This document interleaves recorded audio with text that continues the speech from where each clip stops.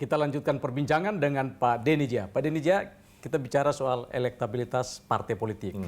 Terakhir, catatan LSI, partai mana saja yang akan lolos dan mana yang tersingkir? Ya, jadi memang ini pemilu serentak ini membuat partai menjadi anak tiri. Dan dari survei kita juga, 70% perhatian tumpah pada Pilpres.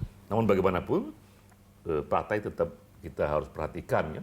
Dari survei yang kita lakukan, hampir pasti 1, 2, 3 itu adalah PDIP, Gerindra, Golkar.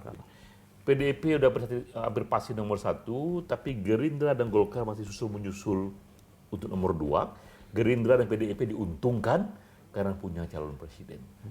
Jadi pemilih juga merasa bahwa pertama-tama orientasi mereka itu memilih presiden dan dia akan pilih partai yang pertama-tama terasosiasi dengan calon presiden itu. PDIP dan Gerindra yang mendapatkan berkahnya. Ya. Untuk pertama kalinya mungkin Golkar tidak nomor 2. Ya.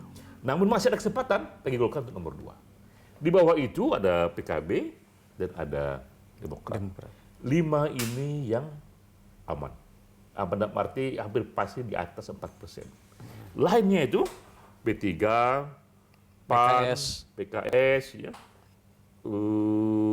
Nasdem, ya, mereka ada di suasana ambang, ya, yang sekitar 4% kurang, 4% tambah gitu. Yang besar kemungkinan juga mereka akan lolos. Besar kemungkinan ya, karena sudah record mereka sebelumnya juga panjang. Tinggal partai-partai lama seperti Hanura. Itu yang turun sekali di bawah 1%. PBB, ya, PKPI, ya, dan partai-partai baru. Di partai-partai baru ini Perindo yang paling lumayan. Ya. Perindo udah masuk ke dalam kelasnya partai-partai seperti PAN, PKS, P3. Jadi bisa kita katakan ini situasi yang semakin tidak memberikan lagi ruang yang besar bagi partai baru. Karena partai lama sudah begitu kokoh. Ya, untuk merebut suara partai lama sangat kecil sekali kemungkinannya. Dan bahkan kita katakan seharusnya memang jangan lagi terlalu banyak partai politik. Di negara demokrasi yang mapan, hanya ada 4-5 partai politik. Kenapa bisa seperti itu? Karena parameter threshold-nya bisa ditinggikan. Gitu, ya. Terlalu banyak partai, terlalu banyak juga bargaining di DPR, membuat politik tidak efisien. Itu Perindo tuh bisa mengambil suara partai mana tuh? Perindo mengambil suara terutama dari pemilih-pemilih yang tak lagi puas dengan partai-partai lama, ya.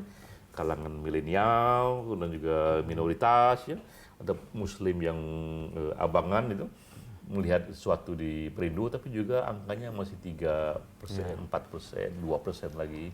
Apalagi PSI, ya, yang lebih kecil lagi. Bahkan yang kita lihat menarik itu Partai Berkarya. Legacy Pak Harto nggak bunyi. Nggak bunyi di situ ya? Bunyi di situ. Ya. Ada kesalahan besar dugaan saya pada teknik marketing politiknya itu. Karena sebenarnya orang rindu Pak Harto tuh tinggi suaranya. Tapi dari rindu Pak Harto tak bisa diterjemahkan menjadi dukungan kepada Partai Berkarya itu. Apa karena figurnya kurang kuat? Mas Tommy Soeharto kan nggak. Jadi untuk marketing itu ada beberapa variabel memang. Pertama, figur ketua umumnya. Kedua, isu yang dikemukakan. Ketiga, publikasi yang meluas sampai ke daerah-daerah itu. Nah, kalau saya jadi konsultan politik Berkarya, saya katakan door to door itu mesti sejak hari pertama. Ya. Tapi kalau datang kepada lebih 30% dari pemilih ada 157 juta pemilih, berarti mereka harus datang kepada 50 juta pemilih, rubah ke rubah. Nah, itu saya kira nggak dikerjakan oleh mereka. Ini saya ingat waktu wawancara Ketua Umum PSI ya, Grace Natali, dia masih sangat optimis bisa tembus PT itu, Pak. Dia harus optimis ya, apalagi untuk kepentingan publik ya. Tapi dari survei kita juga ini masih partai 0, juga ya. Kalau saya melihat PSI ini salah juga mengambil isu. Dia terlalu keras mengambil isu yang terlalu modern menurut saya, anti poligami, anti perda bersyariah, ya. Itu penting, tapi kalau saya jadi konsultan politiknya, itu nanti diperjuangkan nanti saja setelah dia terpilih di politik legislatif. Sekarang fokus supaya terpilih dulu. Terpilih dulu itu isu yang paling mungkin isu ekonomi. Dan targetnya jangan kaum yang bermain sosial media, tapi wong cilik di desa-desa itu. Ya. Nah, kalau kawasan politiknya, saya tulis itu cara berkampanye. Apa karena dia mau mengambil suara dari partai-partai nasionalis, sehingga dia frontal melawan partai-partai nasionalis? Itu tak terjadi juga ternyata dalam kenyataannya, karena kaum minoritas ini kaum yang paling berhitung. Mereka berhitung daripada suara dia berikan kepada partai yang masih belum tahu dia akan hidup apa tidak. Dia lebih merasa terlindungi di partai-partai besar yang nanti pasti ada dan pasti akan lebih powerful melindungi kepentingan mereka. PDIP, Golkar yang paling besar dapat suara minoritas itu. Ya. Pak Denny punya gambaran nggak bahwa nanti hasilnya cukup 5 partai yang lolos? Kalau per tahun ini, karena aturannya hanya 4%, 4%. lebih banyak yang lolos. Ya. Lebih dari 5, ya. Mungkin 7 gitu. Yang pasti 5 tuh PDIP, Gerindra, Golkar, PKB, Demokrat. Ya. Mungkin lagi PKS, Nasdem gitu. Juga besar kemungkinan lolos ya, atau tambah lagi mungkin kalau bagus nasibnya itu PAN, P3, Perindo gitu. Bisa 10 partai ya yang lolos ya. Tapi ke depan harus ada komitmen PT-nya itu Dinaikin. dinaikkan lagi supaya yang tinggal di parlemen hanya cukup 4-5 partai saja. Kenapa? Makin banyak partai, makin banyak negosiasi dan itu politik tidak efisien.